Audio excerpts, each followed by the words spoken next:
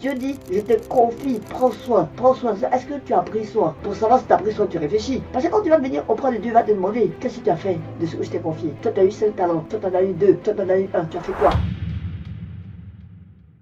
La vie que malgré cette fournaise-là, nous, on doit continuer d'avoir la bonne attitude, le bon comportement. C'est-à-dire, on doit être trouvé fidèle. Et donc, pour être trouvé fidèle, on pense à quelqu'un. Et j'aime beaucoup cette histoire dans la Bible qu'on appelle la parabole de ce intendant-là qui a été trouvé infidèle par son maître. Qu'est-ce qu'il a fait?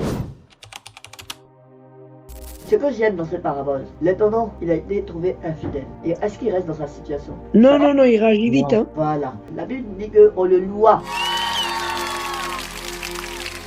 Il a été loué, l'intendant. Alors s'il a été loué, ça veut dire quoi? Ça veut dire que quelque chose s'est passé. Il a commencé, il a changé. Qu'est-ce qu'il a fait? Il s'est repenti. En fait, il a emmené les débiteurs de son maître à payer ce qu'il devait, mais il a baissé leur dette pour qu'il paye rapidement. Au moins, il a quelque chose à donner à son maître. Non seulement il répare la faute, mais il s'en va. Et en partant, il va trouver un endroit où aller. Vous voyez?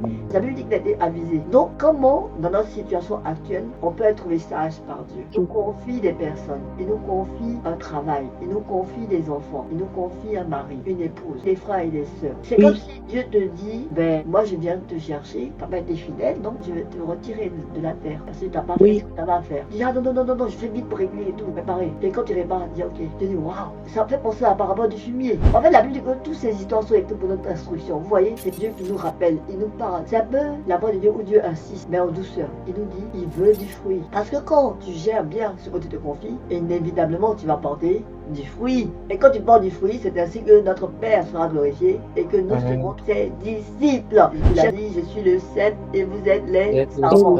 Voilà, qui ne porte pas du fruit, il les retranche. Tout sarment qui en moi, qui porte du fruit, il les monte. Ça veut dire quoi? Il le purifie, il le taille, il le aille. Pourquoi? Pour qu'il porte plus de fruits. Donc, on va faire comme lui, on va agir comme lui. Et qu'est-ce qu'il a fait lui? Il a gardé tout ce que le Père lui a confié.